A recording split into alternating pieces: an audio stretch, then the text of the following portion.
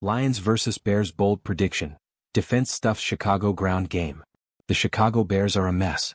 If you thought they looked bad on Thanksgiving, I promise it's even worse. Since they fired head coach Matt Eberflus, the team looks lost and lifeless. In fairness, we can't say the Detroit Lions are all sunshine and rainbows.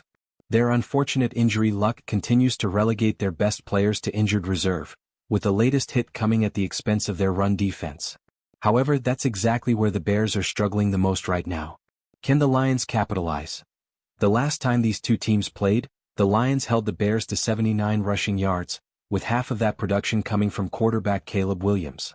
It was largely a byproduct of the score, as the Lions took a commanding early lead and the Bears abandoned any semblance of an intentional run game.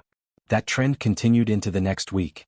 The Bears fell flat against the 49ers, losing 38-13. They rushed for a total of 68 yards. Just 41 of those yards came from running backs. The Bears found more success last week, racking up 113 rushing yards against the Minnesota Vikings en route to a 30-12 loss. As the Bears game plan for this weekend's matchup against the Lions, they have to focus on the interior of the Lions' defensive line. Alim McNeill is out for the year with a torn ACL, and he has been the most effective of the Lions' dedicated run stuffers. DJ Reader missed Week 14 against the Packers, but McNeill plugged the interior and held the Packers' offense to 4.1 yards per carry. When McNeill left mid-game in Week 15, Reader finished with a blank stat sheet while the Bills rushed for 5.8 yards per carry. There may be a way for the Lions to shut down the Bears' run game though. For starters, Detroit should return Trevor Nowask to the starting lineup this week after he missed Week 15 with a concussion.